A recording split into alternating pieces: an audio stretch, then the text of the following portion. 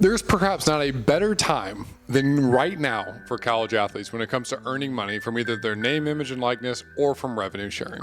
But in conjunction with that, it's also probably the most confusing time out there in terms of how are we actually making money as college athletes? What should we be thinking about? What are the pitfalls?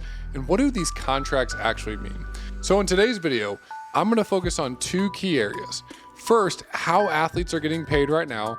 And secondarily, two key things that I think every athlete that's a college athlete that's earning money from either their name, image, and likeness or revenue sharing needs to understand. Hey everyone, if we haven't met before, my name is Jacob Turner. I'm a former Major League Baseball player and I'm currently the co-founder of Moment Private Wealth, a financial planning firm that specifically helps professional and NIL athletes and entrepreneurs build and protect wealth. And in today's video, what I want to start with is what does this NIL landscape look like? And when I say NIL, I wanted to start right there.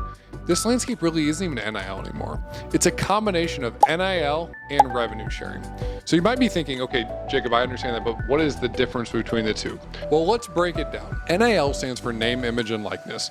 And this is really what kicked off college athletes being able to earn money. This was third parties coming in, oftentimes collectives at schools that were paying players to be able to perform certain things because of their brand, because of their image, because of their likeness. What this has evolved into is what we call revenue sharing today. Revenue sharing is different than NIL though.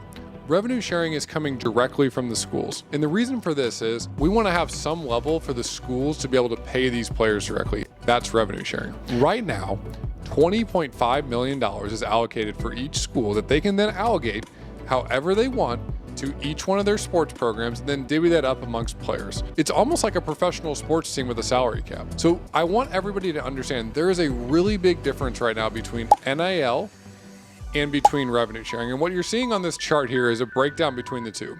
Again, there's all sorts of differences, but I think the key thing to understand is NIL is a third-party thing that if you're an athlete out there, you can have the opportunity to earn that from anybody.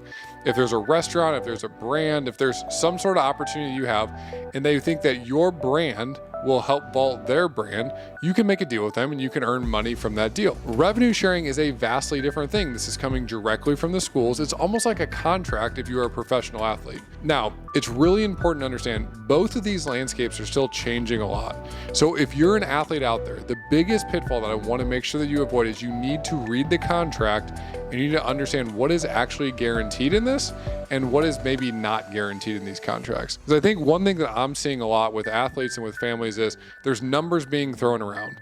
But oftentimes with those numbers, there's no surefire contract for us to be able to read and see and say, okay, this is for sure coming to me.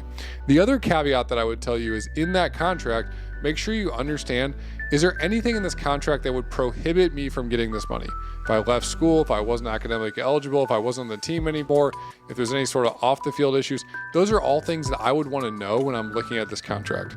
So step one is you need to understand the difference between NIL versus revenue sharing. They're two different things, but they both can help you get paid as a college athlete. And then secondarily, you need to understand the contract. And the last thing I'll leave you with is right now for NIL and for revenue sharing, for college athletes, if I was a college athlete out there, the one thing that I would be thinking about this with this money is simply this. This is a foundational opportunity for you to be able to start to build your foundational future for your financial life in the future. And look, the reality is for a lot of players now, especially in some of the big sports, you might earn more money in college than you were ever gonna earn as a professional. So just like we tell our professional athletes is what I'm telling my college athletes, this might be the last big money we make from sports, and we need to treat it as such. We need to be thinking tactfully about cash flow and tax planning and investing this money. And we can't just be using this money just to live this incredible life in college. Because what I'll tell you is the foundational habits that you build in the first 3 years as an athlete earning money will carry you on no matter what you earn in the future. So whether you're going to make $10 million or $100 million in the future, the decision points that you're making today, whether that's with NIL money or that's with revenue sharing money, are going to continue on in the future. As always, my goal is to help you get smarter with your money. So if you're into that sort of thing, make sure you like and subscribe so you don't miss a future video. Until next time, my friends.